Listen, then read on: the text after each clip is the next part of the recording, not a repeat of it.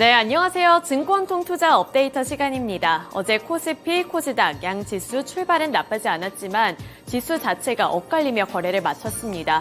코스피는 약보합권 수준의 거래를 마무리 지었는데요. 다만 기관 투자자들의 순매수세가 유입되면서 이 하방 압력에는 제한이 걸렸습니다.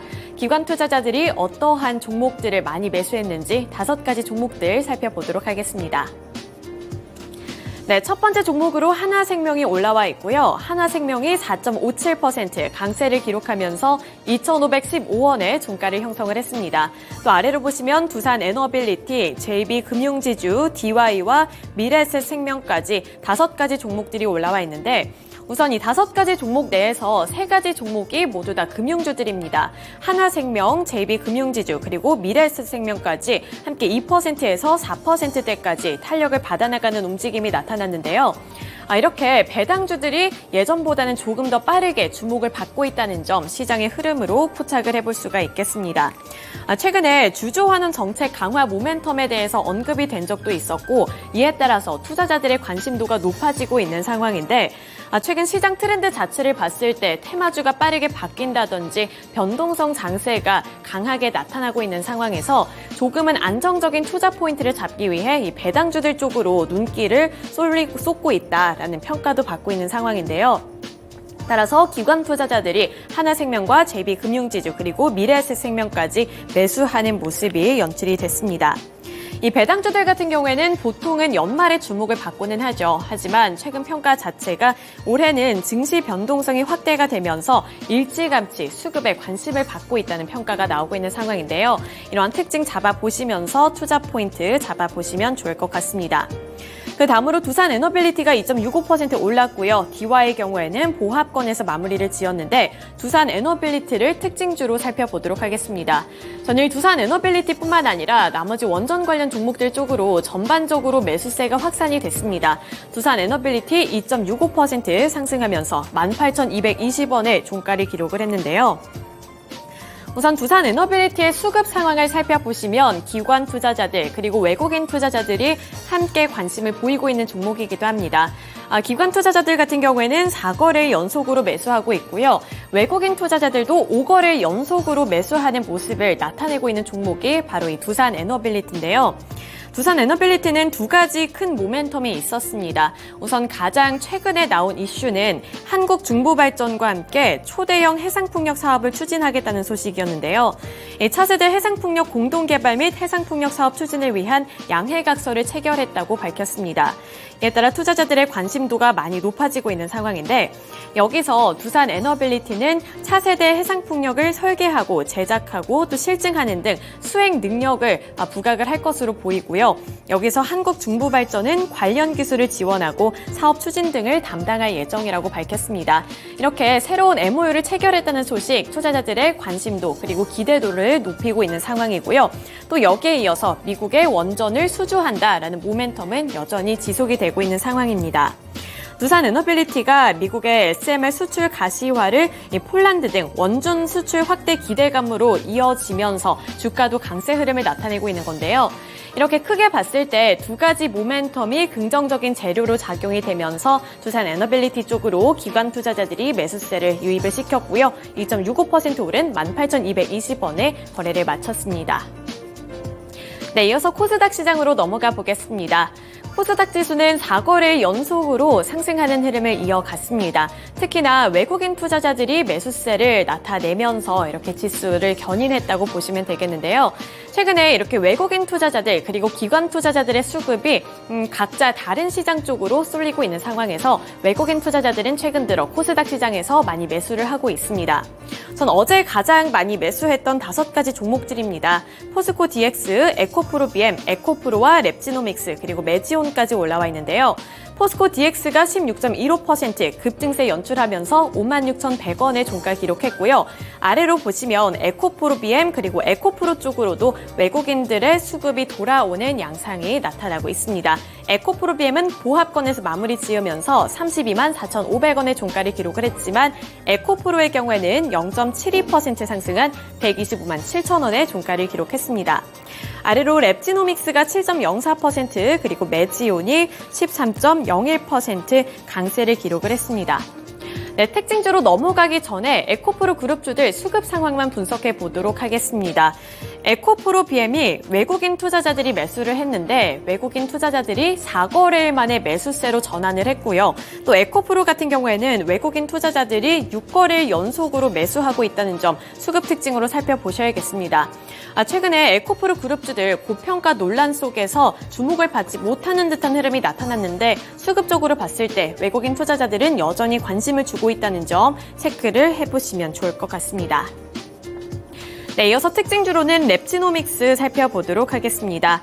랩지노믹스가 개별적인 호재 소식에 따라 주가가 또 급등하는 양상을 나타내줬는데요. 7%대의 강세를 기록을 했습니다. 클리아랩 인수와 240조로 추정이 되고 있는 암진단 액체 생검 기술이 부각된 영향으로 파악이 되고 있고요. 랩지노믹스는 미국의 대형 클리아랩 인수를 완료를 하고 FDA 인허가가 없이 미국 시장에 진단 등 이 서비스를 제공할 수 있기 때문에 빠른 시장 진입이 가능할 것으로 점쳐지고 있습니다. 이러한 부분들이 투자 심리를 개선을 시키면서 랩지노믹스 쪽으로도 매수세가 유입이 됐고요. 종가는 5,780원에 형성을 했습니다. 네, 이렇게 코스피 시장 그리고 코스닥 시장에서의 특징주들 함께 알아봤고요. 이어서 금요일 시장은 어떠한 특징주로 시작을 하면 좋을지 하이투자증권의 이화진 과장 연결 통해서 들어보겠습니다. 네, 과장님 안녕하세요. 네, 안녕하세요. 네, 전일 목요일 시장 수급 특징 함께 분석해 봤습니다. 이제 한 주를 마무리 짓는 금요일 시장 앞두고 있는데요. 또 9월의 첫 거래일이기도 하죠. 오늘은 어떠한 특징주로 시작을 하면 좋을까요? 네, 하나오션 일단은 물론 어제 MSCI 이제 수급이 이제 리밸런싱 되면서 조금 외국인 수급이 좀 많이 들어왔습니다. 뭐 뿐만 아니라 에코프로나 뭐 한미반도체, JYP 뭐 다 같이 들어왔는데 뭐 이제 이벤트 소멸이라기보다는 이제 사실 하나오션 같은 경우는 이제 본격적으로 이제 수주나 아니면 실적들이 이렇게 동반되는 이제 하반기가 좀 시작한다라고 좀 보시면 될 것 같습니다. 3분기는 아니고 한 4분기쯤에 이제 실적이 흑자로 이제 전환될 것으로 보이고 있습니다. 뭐 2분기 같은 경우는 뭐 그동안 뭐 M&A 하게 되면서 뭐 일회성 비용도 뭐 나왔었고 그리고 러시아 선박권에 대한 이제 취소 관련 이제 충당금도 좀 쌓았던 걸로 기억을 하고 있습니다.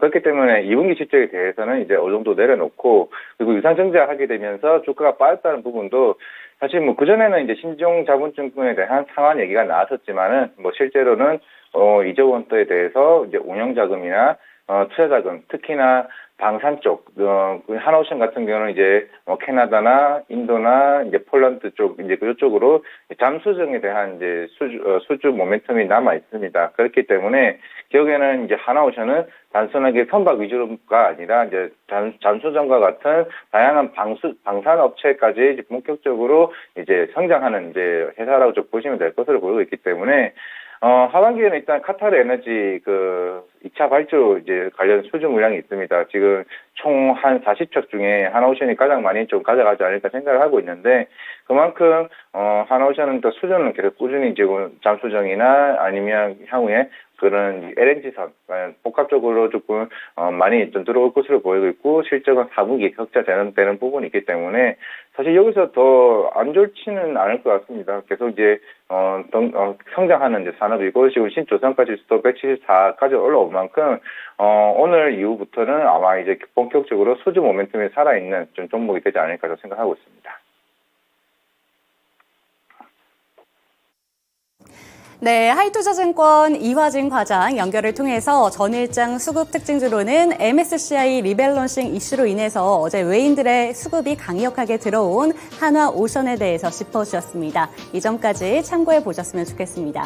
이번에는 시간의 거래에서 주목받은 종목들 화면을 통해서 먼저 만나보시죠. 먼저 상승한 탑5 리스트부터 확인을 해보도록 하겠습니다. 지금 화면에 이제 곧 나올 텐데요. 한신기계, 애니젠, 비츠로시스, 스맥, G2파워 순으로 지금 이름을 올렸습니다. 어제 시간의 거래에서 상승한 종목들의 특징부터 먼저 설명을 드리자면 원전 관련된 종목들 다수가 장마감 이후에 올라온 보도에 영향을 받으면서 주인공 역할을 톡톡히 해냈습니다. 지금 화면에 보이는 종목 중에는 가장 상단에 상한가로 거래를 마친 한신기계 그리고 G2파워가 해당이 되고요. 이 두 종목 외에도 서전기전과 에너톡 하이테크, 보성 파워텍, 오르비텍 등 다양한 종목들이 시간의 거래에서 상승 마감한 만큼 잠시 뒤 첫 번째 특징주로 체크를 해보도록 하겠습니다. 그리고 지금 한신기계 밑에 애니젠도 역시나 상한가를 기록하면서 거래를 마쳤는데요. 이 종목도 잠시 뒤 두 번째 특징주로 체크를 해보도록 하겠습니다. 네, 한편 비츠로시스는 장마감 이후에 특별한 이슈를 들고 오진 않았지만 6%대 상승을 보여줬고요. 스맥 같은 경우에는 어제 본장에서 로봇 테마 상당히 강했었죠. 추가적인 강세가 어제 들어오면서 5.81% 상승한 3,460원의 시간내에서 종가를 형성해냈습니다. 그럼 첫 번째 특징주로 원전 관련된 종목들이 어제 왜 주목을 받았는지 체크를 해보도록 하겠습니다.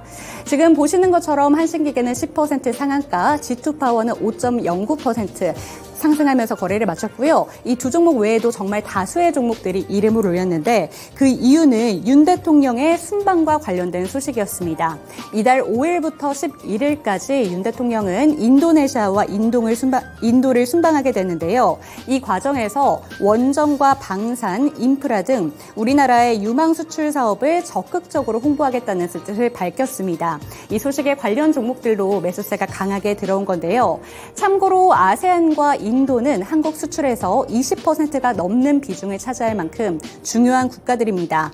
이번 세일즈 외교를 통해서 지난해 10월 이후로 지속적인 적자를 기록하고 있는 수출에 종지부를 찍겠다라는 뜻을 밝혔는데 이 소식과 함께 원전 관련주들이 어제 시간의 거래에서는 주목을 강력하게 받았습니다.